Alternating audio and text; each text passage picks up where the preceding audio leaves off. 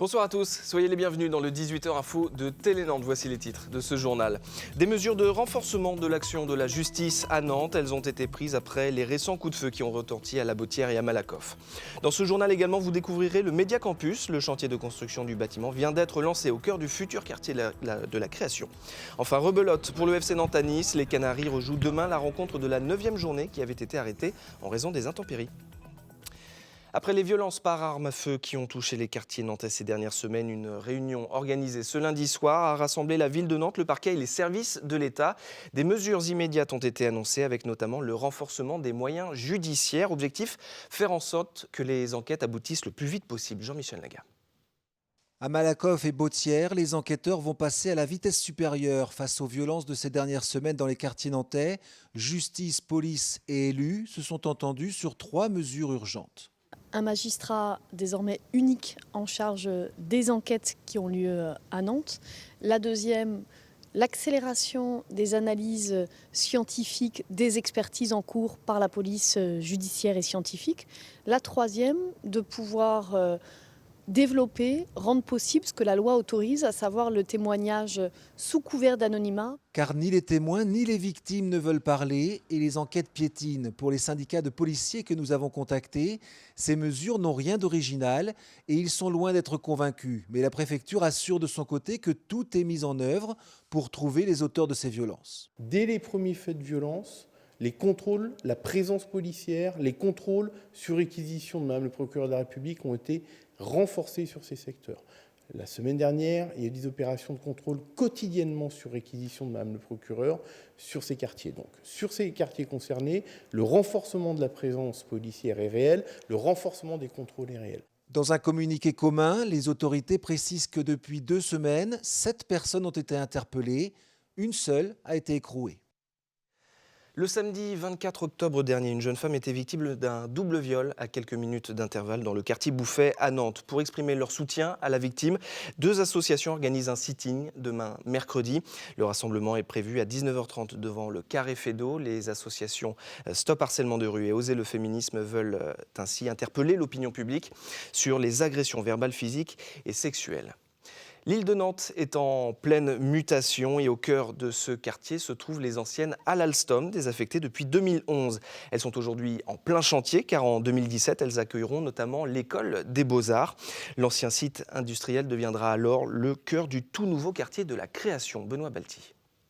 Des anciennes halles Alstom, elle ne gardera que la structure métallique. Pour le reste, la future école des Beaux-Arts aura des allures de verrière géante. Grâce à ces nouveaux locaux, l'école va doubler sa superficie, passant de 4000 à plus de 8000 m². Avec 4500 m² d'ateliers techniques, donc c'est une école, mais il faut l'imaginer comme étant un grand lieu de production, un grand atelier d'artistes qui occupe majoritairement plus de la moitié de ces locaux pour des espaces de production artistique. Une superficie multipliée par 2, mais aussi à terme un effectif plus important, puisque les nouveaux locaux pourront accueillir 500 étudiants contre 260 aujourd'hui. Côté enseignement, l'école proposera aux artistes 3 pôles d'excellence dans le domaine de l'impression, de la construction plastique et du multimédia, mais elle sera également ouverte au grand public.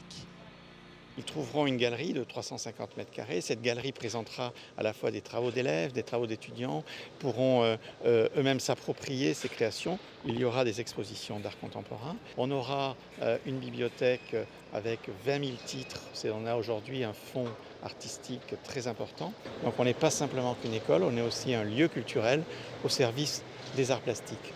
La future école des Beaux-Arts de Nantes sera inaugurée à la rentrée universitaire 2017.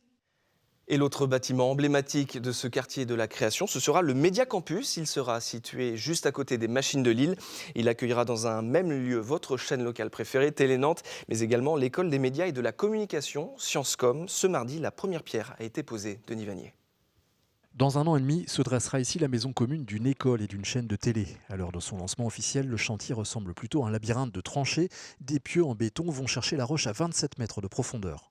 Il y a 98 pieux là qui sont fondation profonde et qui vont porter tout le bâtiment. Il n'y a pas de sous-sol au bâtiment. Ces pieux portent le rez-de-chaussée et évidemment la superstructure du bâtiment. Un bâtiment qui hébergera un projet unique en France, associé 2 activités très distinctes. L'enseignement avec l'école de communication Sciences Com et la production audiovisuelle avec Télénantes. Nous, on l'a abordé de la manière suivante, c'est qu'on a fait un grand hall de rez-de-chaussée qui donne sur toutes les parties communes, studio de télé, studio de radio.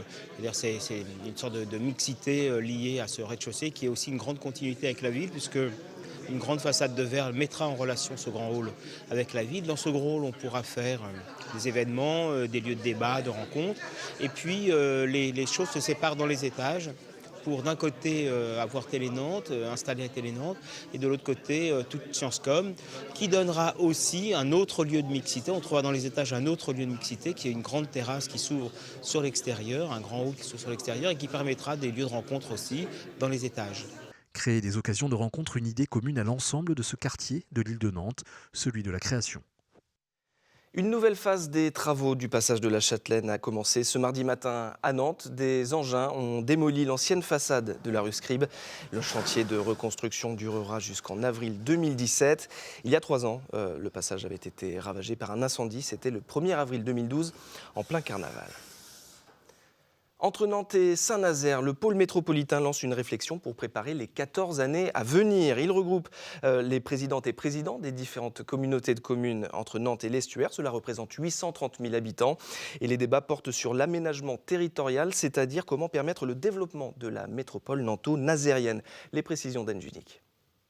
Ils représentent à eux 6 830 000 habitants. Les métropoles de Nantes, Saint-Nazaire et les communautés de communes Erdre-et-Gève, Loire-et-Sillon, Cœur d'Estuaire et Pays de Blain construisent ensemble l'avenir de leur territoire pour les 15 années à venir. Nous parlons mobilité, nous parlons transition énergétique, nous parlons emploi bien évidemment en termes d'attractivité économique et ceci de s'organiser ensemble pour pouvoir développer nos territoires tout en étant respectueux de nos espaces naturels. C'est l'élément clé du pôle métropolitain. Dernière arrivée dans le pôle, c'est le Pays de Blain, 16 000 habitants pour qui cette alliance est présentée comme une chance. Est-ce qu'il vaut mieux être petit chez les grands ou grand chez les petits?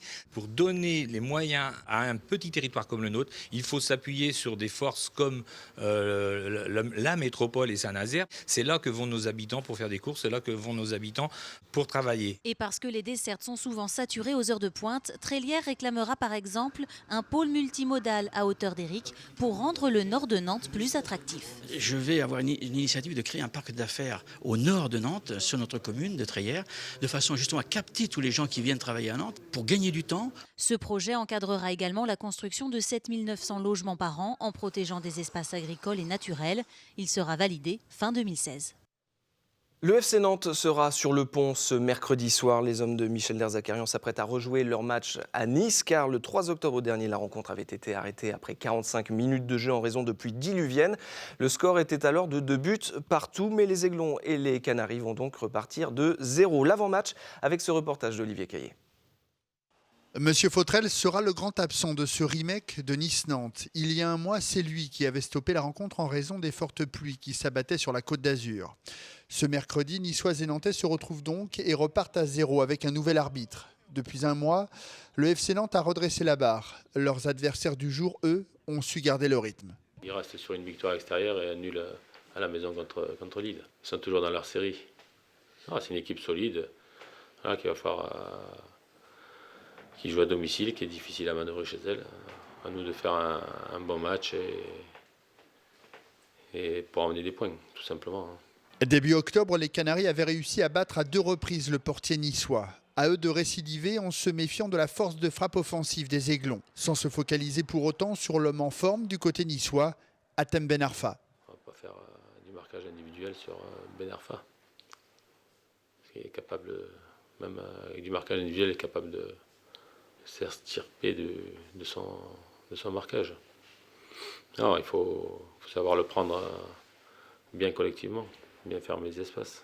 Pour tenter de récupérer les points perdus dimanche face à Marseille et espérer s'installer dans la première partie du classement. Et avant de refermer ce journal, sachez que ce soir, sur notre antenne, vous avez rendez-vous avec Olivier Caillé pour l'émission Foot de Sport, un numéro consacré à l'Hermine de Nantes. Comment se porte le club phare du basket nantais? Quelles sont ses ambitions pour cette saison? La montée en Pro A est-elle jouable? Réponse à toutes ces questions ce soir, ce mardi soir, à 19h20 sur Télé Nantes, bien sûr. C'est la fin de cette édition. Merci beaucoup de l'avoir suivi. Je vous souhaite une très belle soirée sur notre chaîne. Et à demain.